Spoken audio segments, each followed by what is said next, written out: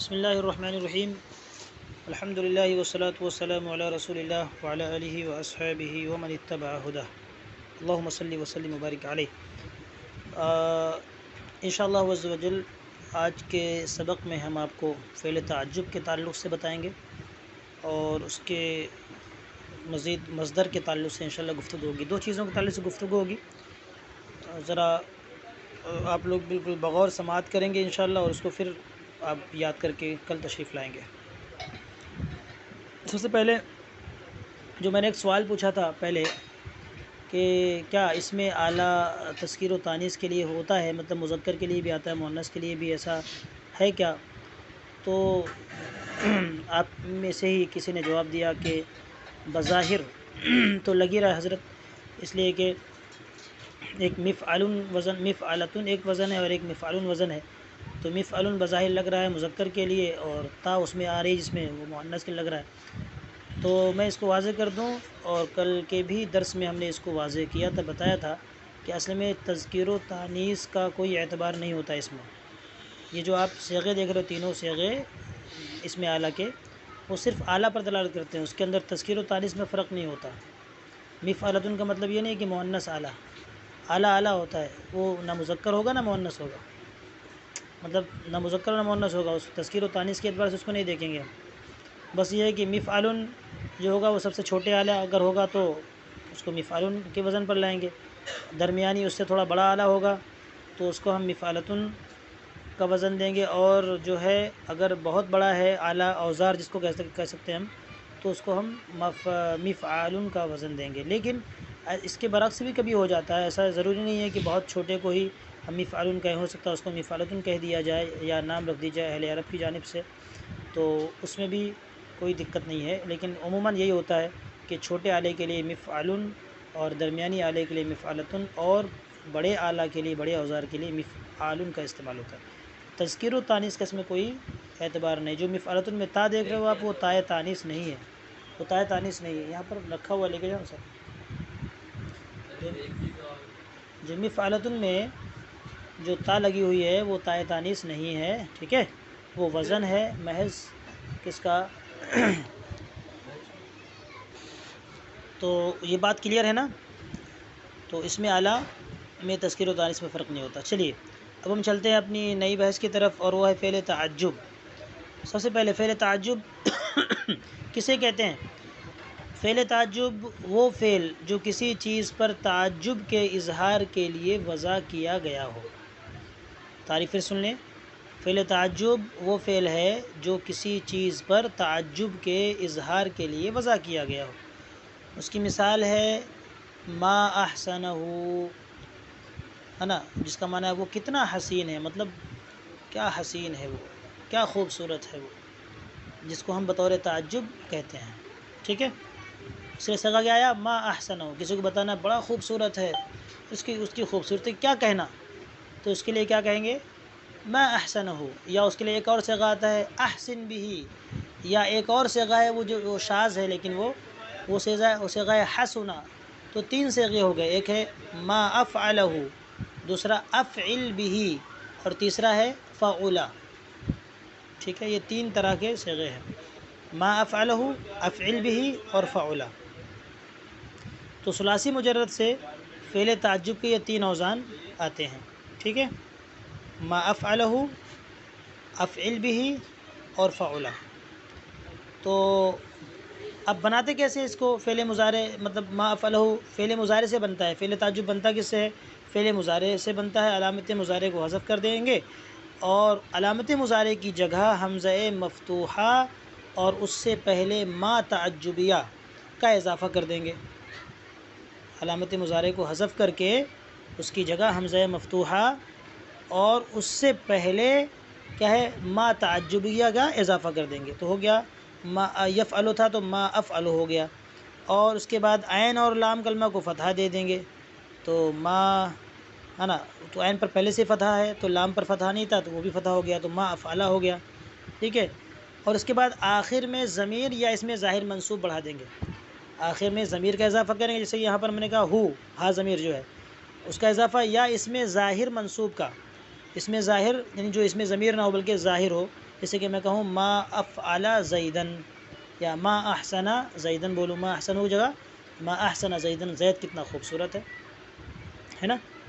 تو یہ طریقہ ہے کیا ہے بنانے کا فعل تعجب، اور یہ صیغہ خاص طور سے ما افعل. اسی طریقے سے افعل بھی اور فعلا کو بھی کس سے بنائیں گے؟ وہی فعل مضارع سے بنائیں گے. اور افعل بھی یعنی یفعلو سے افعل بھی کیسے بنے گا وہ بھی آپ اچھے سے سمجھ سکتے ہیں.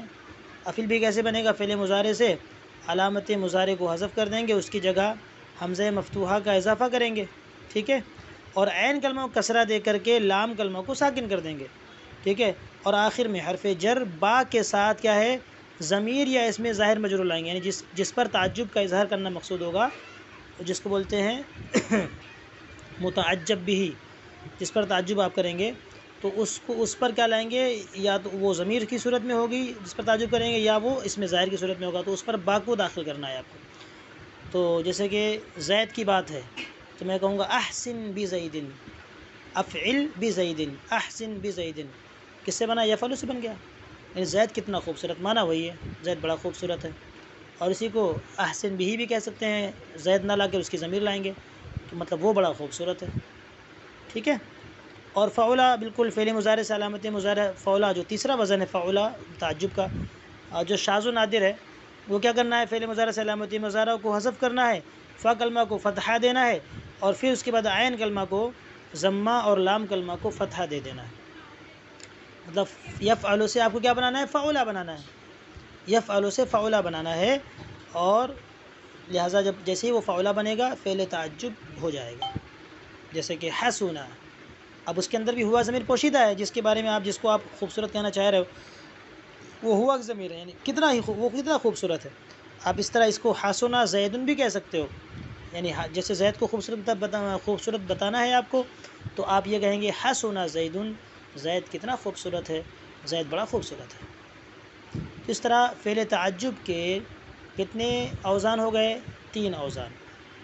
2 مترد ہیں، مطلب بہت مشہور ہیں، اسی لیے عموماً آپ دوسری کتابوں میں جب دیکھو گے یا کہیں اور آپ ملاحظہ کرو گے، کسی اور درس میں آپ سنو گے تو آپ کبھی آپ کو لوگ بتائیں گے اس کے 2 وزن آتے ہیں، ہے نا. تو 2 وزن اس لیے کہ وہی مشہور اوزان ہیں، اور ایک وزن جو میں نے بتایا یہ شاذ و نادر اس کا بھی وقوع ہے، موجود ہے یہ بھی، اس لیے میں تینوں وزن کو آپ کو بتا رہا ہوں. تو پہلا وزن ہو گیا ما افعلہ، دوسرا وزن ہے افعل بھی، اور تیسرا وزن ہے فعلا. سمجھ میں آ گئی بات؟ کوئی ڈاؤٹ ہے؟ نہیں سر. ٹھیک. اس کے بعد یہ خیال رہے کہ ہر فعل سے فعل تعجب نہیں بن سکتا. اس میں تفضیل کی جب ہم نے بحث کی تھی، اس میں تفضیل کو پڑھایا آپ کو، بتایا آپ کو، تو اس کے اندر ہم نے بتایا کہ کچھ شرائط ہیں اس کے، اور اس وقت ہم نے 8 شرائط بتائے تھے. اس میں تفضیل ثلاثی مجرد سے اس میں تفضیل کا جو صیغہ ہے افعلو وہ بننے کے لیے کتنے شرائط بتائے تھے؟ 8 شرائط بتائے تھے. مذکر کا صیغہ افعلو اور مؤنث کا صیغہ فعلا، وہ وزن آنے کے لیے کتنے شرائط تھے؟ اس میں تفضیل کے لیے 8 شرائط تھے، جن میں سے آپ کو یہ بتایا تھا کہ 5 جو شرائط ہیں شروع کے وہ اگر نہیں پائے گئے تو اس میں تفضیل کا صیغہ، اس میں تفضیل بنے گا ہی نہیں، آئے گا ہی نہیں. ہاں اگر 5 پا لیے گئے، چھٹا، ساتواں، آٹھواں ان میں سے کوئی نہیں پایا گیا تو اس میں تفضیل بنے گا، لیکن اس کا طریقہ دوسرا ہوگا، اس کا طریقہ دوسرا ہوگا، اور وہ ہم نے اپنے مقام پر اس کو ذکر کیا ہے. ٹھیک ہے، کیا بتایا تھا آپ کو؟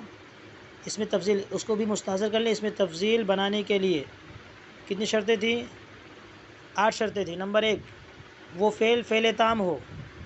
نمبر 2 وہ فعل متصرف ہو، یعنی اس کی گردان ہوتی ہو. نمبر 3 وہ فعل مثبت ہو. نمبر 4 وہ فعل معروف ہو. اور نمبر 5 اس فعل کا معنی قابل فرق ہو. یہ 5 شرائط ہیں. اگر یہ 5 شرائط میں سے کوئی بھی ایک شرط نہیں پائی گئی تو اس میں تفضیل بنے گا ہی نہیں. ٹھیک، یہی شرائط بعینی ہی فعل تعجب بنانے کے لیے، اگر یہ 5 شرائط میں سے کوئی شرائط بھی نہیں، ایک شرط بھی نہیں پائی گئی تو فعل تعجب نہیں بنا سکتے آپ. اس کے بعد چھٹی اور ساتویں اور آٹھویں شرط کیا ہے؟ چھٹی، ساتویں اور آٹھویں شرط. چھٹی شرط ہم نے یہ بتائی تھی کہ ثلاثی مجرد ہو، ہے نا، ساتویں شرط یہ تھی کہ اس فعل میں رنگ یا ظاہری عیب کے معنی نہ پائے جائیں، اور آٹھویں شرط یہ تھی کہ اس فعل سے صفت مشبہ کا صیغہ افعلو یا فعلانو کے وزن پر نہ آتا ہو۔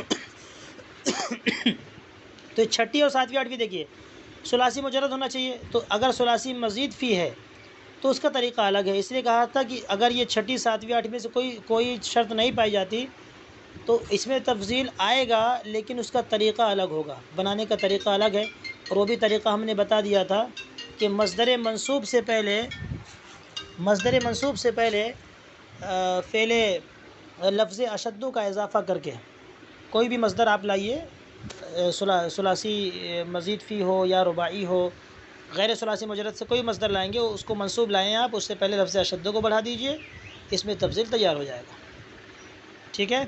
تو ثلاثی مجرد ہونا یا رنگ یا ظاہری عیب کے معنی میں اگر وہ ہو، ثلاثی مجرد نہ ہو تو اس کا وہی طریقہ، اگر وہ رنگ و عیب کے معنی میں ہو تو بھی اس کا وہی طریقہ بنانے کا، اس میں تفضیل، اور اگر وہ صفت مشبہ یعنی اس فعل سے صفت مشبہ افعلو یا فعلانو کے وزن پر آ رہا ہے تو بھی اس کو بنانے کا طریقہ کیا ہے؟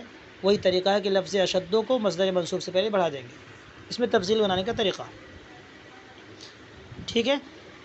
تو اب جو ہے فعل تعجب میں بھی وہی بات ہے، فعل تعجب میں بھی وہی چیز ہے کہ وہ 5 شرائط اگر شروع کے نہیں پائے گئے تو فعل تعجب بنے گا ہی نہیں، اور چھٹی ساتویں یا آٹھویں شرط اگر نہیں پائی جاتی ہے تو پھر اس کو بنانے کا طریقہ الگ ہے، اور وہ طریقہ کیا ہے بنانے کا؟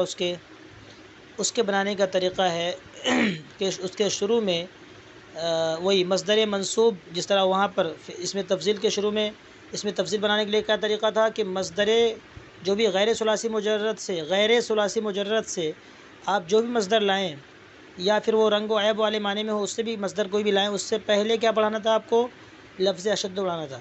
تو یہاں پر فعل تعجب بنانے کے لیے آپ کو کیا بڑھانا ہے؟ ما اشدہ، کیا بڑھانا ہے؟ ما اشدہ یا اشدد، ان میں سے کسی ایک مصدر منصوب، یعنی مصدر پہلے لانا، ما اشدہ سے پہلے مصدر منصوب لانا ہے، مصدر منصوب پہلے لانا ہے، اور پھر اس سے پہلے ما اشدہ کا اضافہ کرنا ہے، اور اگر اشدد بڑھانا ہے تو اسی مصدر پر با داخل کریں گے، اسی مصدر، تو وہ منصوب نہیں رہے گا، مجرور ہو جائے گا۔ جیسے کہ مثال ہے ما اشدہ، آپ کہہ سکتے ہو ما اشدہ احتراماً، ہے نا، ارے کیا ہی زیادہ احترام والا ہے، ہاں، ما اشدہ رفعتاً، کتنی عزت والا ہے، کتنی رفعت والا ہے، آپ ایسا کہو گے، ٹھیک ہے۔ اور اسی سے اشدد بھی، تو آپ لوگ اشدد بھی کہہ سکتے ہو بالانتصار، ہے نا، اشدد بالانتصار یعنی بڑا ہی زیادہ مدد والا ہے، ٹھیک ہے۔ اور اشدد بالاحترام، کتنا ہی زیادہ احترام والا ہے، تو با جو ہے کس پر داخل ہو رہی ہے؟ اسی مصدر پر داخل ہو رہا ہے جو غیر ثلاثی مجرد کا مصدر ہے۔ تو طریقہ کیا ہے؟ بہت آسان ہے، غیر ثلاثی مجرد کا مصدر لیجئے اور اس سے پہلے مصدر منصوب لیجئے، اس سے پہلے ما اشدہ بڑھا دیجئے، یا غیر ثلاثی مجرد کا مصدر لیجئے اور اس سے پہلے اشدد بڑھائیے، اور اشدد کے بعد اسی غیر ثلاثی مجرد کے مصدر پر با داخل کیجئے، تو ہو جائے گا اشدد بھی، اور ما اشدہ، اس کے بعد جو بھی ہے ما اشدہ زیدن، وہ مصدر ہے، ما اشدہ اختیاراً، ما اشدہ رفیعاً، یا ما اشدہ تعظیماً، ہے نا، ما اشدہ اکراماً، ایسا، سمجھ میں آ گئی بات؟ ٹھیک ہے سر۔ تو یہ ہو گیا فعل تعجب کے تعلق سے باتیں جو مجھے عرض کرنی تھی۔ اب فعل تعجب کی گردان کیا ہے؟ ما افعلہ افعل به فعل، اس کی گردان نہیں ہے، مطلب اس کی تثنیہ جمع نہیں ہوگی، یہ کیا ہے؟ ایک ہی وزن پر آئے گا، ما افعلہ، یہ تینوں کیا ہے؟ اس کے اوزان ہیں، اور جس کا معنی ہم نے آپ کو بیان کر دیا۔ تو اس طرح سے ہم فعل تعجب سے فارغ ہو گئے۔ فعل تعجب کے تعلق سے کوئی سوال ہے آپ کے ذہن میں؟ کچھ پوچھنا چاہتے ہیں آپ؟ اس طرح سے آپ کسی بھی چیز پر تعجب کا اظہار کر سکتے ہیں، یعنی ان صیغوں کا استعمال کریں گے آپ تعجب کے اظہار کے لیے۔